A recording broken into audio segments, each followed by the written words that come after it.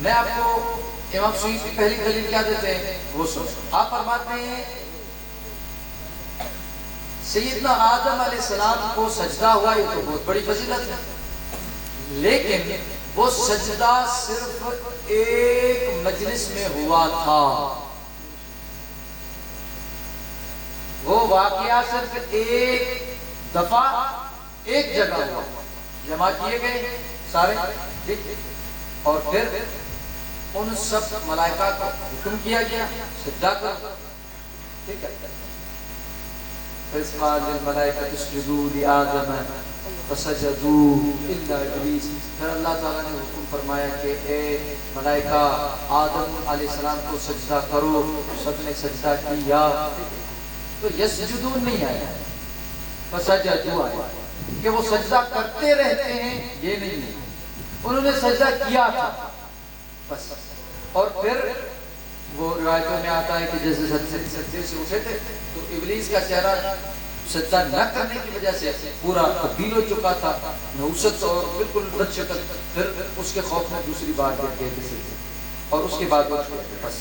اور یہ دو رکعات میں جو دو سجدے وہ اس طرح ہوتے. اب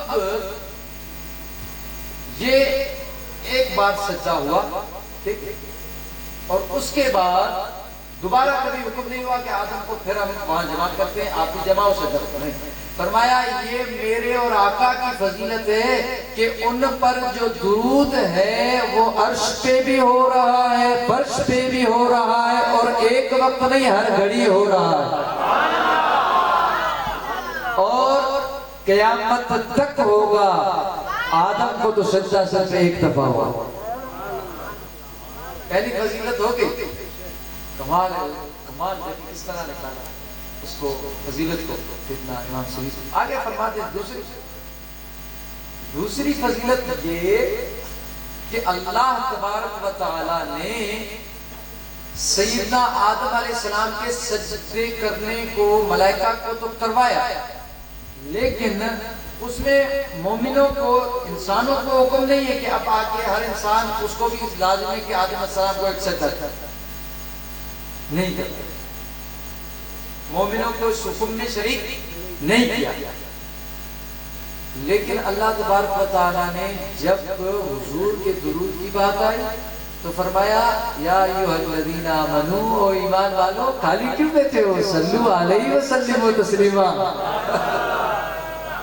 آدم کا سجدہ تم سے نہیں کراتا، میرے مصطفیٰ کے ذکر کو بار بار بلند کرو، ان پر درود پڑھو ایمان والو.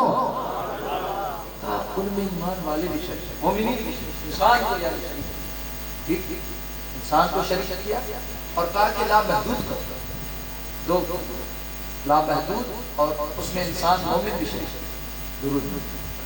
لیکن آخری امام سیوطی کہتے ہیں ایسی فضیلت ہے جو تو کوئی اور کبھی بھی حاصل نہیں کری، کوئی کبھی، آدم تو نہیں مگر کوئی نبی بھی علیہ السلام نہیں حاصل. وہ ایسی فضیلت ہے. وہ کیا ہے؟ فرمایا کہ سجدہ آدم میں بے شک ملائکہ شریک تھی، ٹھیک ہے، لیکن اے مسلمانوں تمہارے اوپر کتنا فضل ہے، تیرے اور میرے محبوب کی درود کی بات آئی تو خدا نے فرمایا کہ سجدے کی جو بات ہے اس میں ملائک شریک ہیں، ٹھیک ہے، لیکن میں مصطفیٰ کے درود کی بات کرتا ہوں تو ان اللہ و ملائکۃ یصلون علی النبی، میں ملائک تو شریک کر ہی لیتا ہوں، لیکن آدم تجھے سجدہ کرنے سے میں تو پاک، یہ میری شان نہیں ہے، ملائک تم کر لو. ہاں آدم آگے آئے گی میرے حبیب کی شان، ادھر میں ملائکوں کو تو لاؤں گا ہی، لیکن میں خود خدا بھی شریک ہو کے وہ عمل کروں گا.